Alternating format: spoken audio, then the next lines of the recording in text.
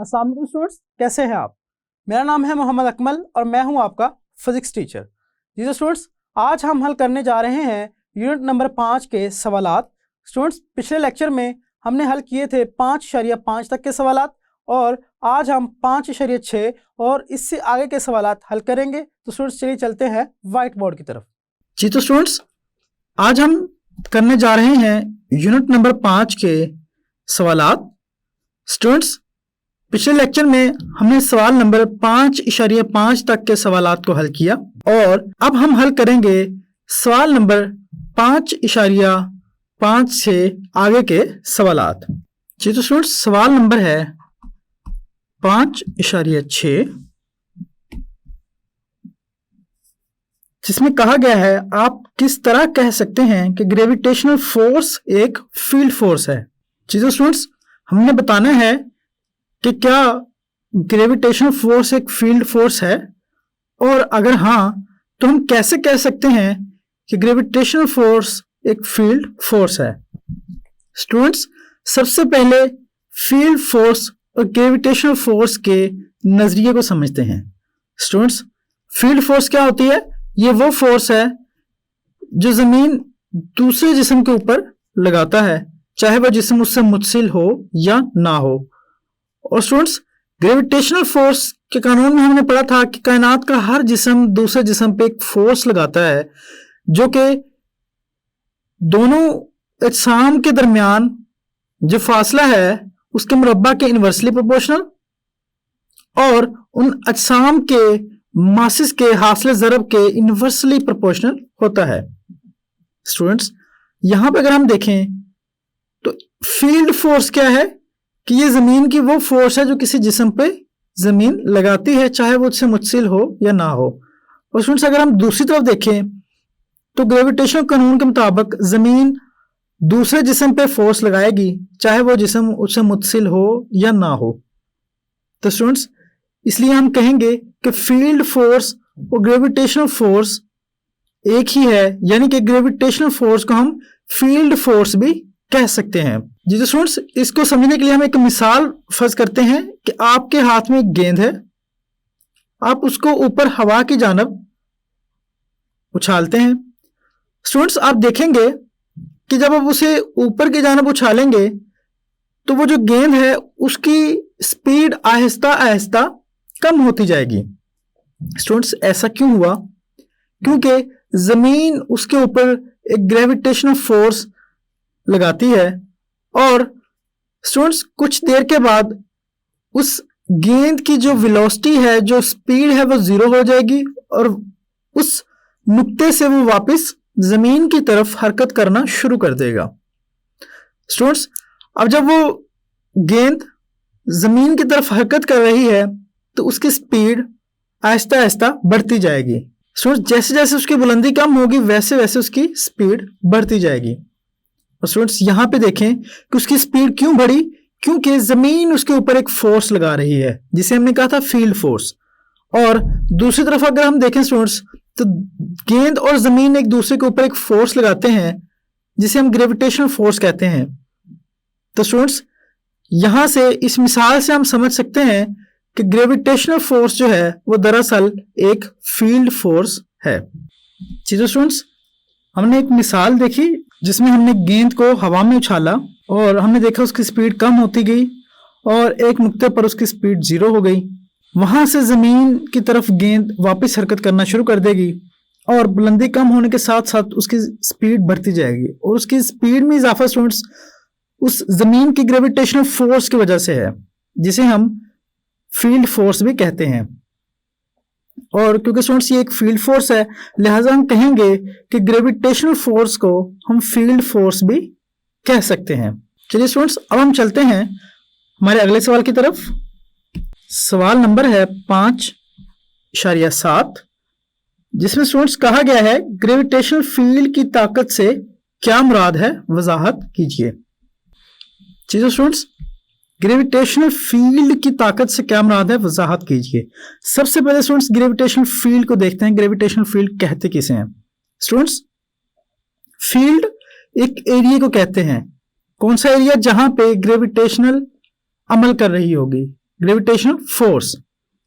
Students, वो area, वो जगह जहां जहां पे ग्रेविटेशनल फोर्स अमल करती है उस जगह को हम कहेंगे कि ये उस ग्रेविटेशनल फोर्स की फील्ड है।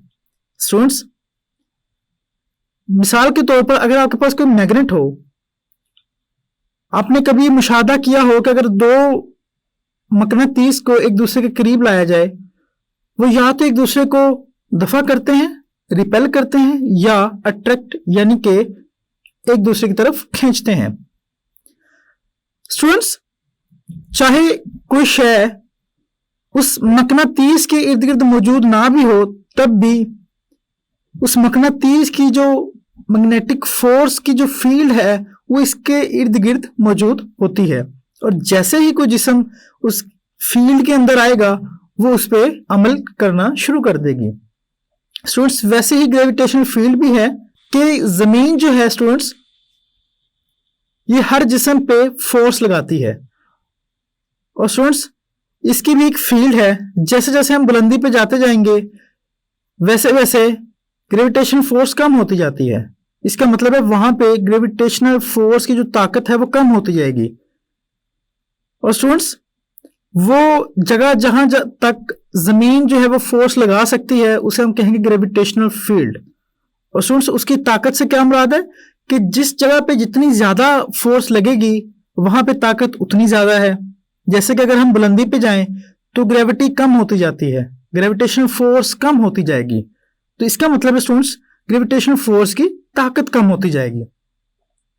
और स्टूडेंट्स, अब यहां पे अगर हमने ग्रेविटेशनल फील्ड की ताकत की तारीफ करनी हो तो हम क्या कहेंगे स्टूडेंट्स? हम लिखेंगे कि जी तो स्टूडेंट्स, जमीन की ग्रेविटेशनल फील्ड में किसी भी जगह पर यूनिट मास पर अमल करने वाली ग्रेविटेशनल फोर्स जमीन की ग्रेविटेशनल फील्ड की ताकत कहलाती है। स्टूडेंट्स, इसको अगर हम देखें, अगर ये जमीन की सतह है और जैसे जैसे स्टूडेंट्स आप बुलंदी की तरफ जाते जाएंगे ये जो फील्ड की ताकत है ये कम होती जाती है।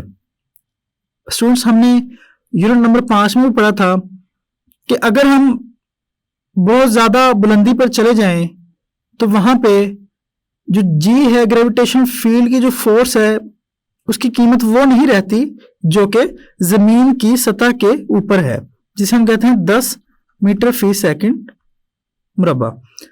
स्टूडेंट्स, जैसे जैसे बुलंदी बढ़ती जाएगी इस कीमत में कमी आती जाएगी, और स्टूडेंट्स उसकी वजह क्या है कि वो जो फील्ड है उसकी ताकत कम होती जा रही है और यूनिट मास पर अमल करने वाली वो जो फोर्स है वो कम हो गई है। तो स्टूडेंट्स, ग्रेविटेशनल फील्ड की ताकत से क्या मुराद है? ये वो ताकत है जो ग्रेविटेशनल फोर्स अपनी फील्ड के अंदर एक यूनिट मास पर लगाती है। तो स्टूडेंट्स, अब हम चलते हैं अगले सवाल की तरफ। सवाल नंबर है स्टूडेंट्स 5.8 और सवाल पूछा गया स्टूडेंट्स, ग्रेविटेशन का कानून हमारे लिए क्यों अहम है? जी तो स्टूडेंट्स, हमने बताना है ग्रेविटेशन का कानून हमारे लिए अहम है क्यों। स्टूडेंट्स, ग्रेविटेशन का कानून क्या है कि कायनात का हर जिस्म दूसरे जिस्म पर एक फोर्स लगाता है जो कि उन दोनों अजसाम की जो फोर्स है वो एक दूसरे के मसावी होती है, मगर उनकी जो सिमत है वो एक दूसरे के मुखालिफ होती है। तो स्टूडेंट्स, हमने बताना है कि ये हमारे लिए कानून अहम क्यों है। स्टूडेंट्स, आपको मालूम है अगर ग्रेविटेशनल कानून ना होता और अगर ग्रेविटेशन के बारे में पता ना होता तो साइंसदान कैसे जमीन का मास, उसकी डेंसिटी और उसकी ऑर्बिटल स्पीड के बारे में मालूम कर पाते? क्योंकि स्टूडेंट्स, ग्रेविटेशनल कानून जो है ये इंतहाई ज़रूरी है इन तमाम चीज़ों की मालूमात के लिए। और स्टूडेंट्स, इसके अलावा अगर हम देखें जो सैटेलाइट्स हैं, मसनूई सैटेलाइट्स जिनको ज़मीन के बाहर भेजा जाता है मुख्तलिफ मकासद के लिए, तो स्टूडेंट्स उनको भेजने के लिए ज़मीन की ग्रेविटेशनल फोर्स का मालूम होना बहुत ज़रूरी है, क्योंकि अगर ज़मीन की ग्रेविटेशनल फोर्स मालूम नहीं होगी तो हमें यह अंदाज़ा नहीं हो पाएगा कि हमने किस फोर्स, किस स्पीड के साथ उस मसनूई सैटेलाइट को भेजना है और ज़मीन से कितने फासले पर उसको हरकत में लेके आना है। स्टूडेंट्स, इसलिए हम कहते हैं कि ग्रेविटेशन का जो कानून है वो हमारे लिए बहुत अहमियत का हामिल है। तो स्टूडेंट्स, अगर हम इसको लिखना चाहें तो हम कहेंगे जी। स्टूडेंट्स, अगर हम देखें ग्रेविटेशन का जो कानून है बहुत अहमियत का हामिल है, क्योंकि इसके बाइस साइंसदान जमीन का मास, डेंसिटी और ऑर्बिटल स्पीड मालूम कर सके हैं। और इसके अलावा स्टूडेंट्स, मसनूई सैटेलाइट्स भी खला में भेजे गए हैं जो कि ग्रेविटेशन के कानून की वजह से हुआ है। और स्टूडेंट्स, ये तमाम जो मुफीद काम है जो इस दौर में और आगे के दौर में भी हमें बहुत सी जगहों पे काम देते रहेंगे, वो ग्रेविटेशन के कानून के बाइस मुमकिन हो पाए हैं। स्टूडेंट्स, अगर हम इसको मजीद समझने की कोशिश करें, आपको याद होगा जब हमने यूनिट नंबर 5 में ज़मीन के मास के बारे में पढ़ा था, तो वहाँ पे हमने कहा था कि ज़मीन का जो मास है वो बराबर किसके है। इस मसावात को इस्तेमाल करते हुए हमने ज़मीन का मास मालूम किया था। स्टूडेंट्स, यहाँ पे अगर हम देखें, अगर ग्रेविटेशन का कानून ना होता तो हम ज़मीन का मास मालूम ना कर पाते। और स्टूडेंट्स, इसके अलावा मसनूई सैटेलाइट्स जो हैं उनकी जो स्पीड है हमने यूनिट नंबर 5 में पढ़ा था, वो बराबर है g/r के। यहाँ पे भी स्टूडेंट्स हमें ग्रेविटेशनल जो कानून है वो मदद कर रहा है। लिहाजा स्टूडेंट्स, जैसे हमने पहले बात की, ये तमाम मुफीद काम ग्रेविटेशन के कानून के बायस ही मुमकिन हो पाए हैं, और यही जो काम है ये इसकी अहमियत है। तो स्टूडेंट्स, हम कह सकते हैं कि ग्रेविटेशन का जो कानून है ये हमारे लिए इंतहाई अहमियत का हामिल है। तो स्टूडेंट्स, आज के लेक्चर में हमने 5.6, 5.7 और 5.8 के सवालात को हल किया। उम्मीद है स्टूडेंट्स आपको सवालात की समझ आई होगी। जी तो स्टूडेंट्स, 5.8 से आगे के सवालात हल करने के लिए हम मिलते हैं अगले लेक्चर में। तब तक के लिए अल्लाह हाफिज़।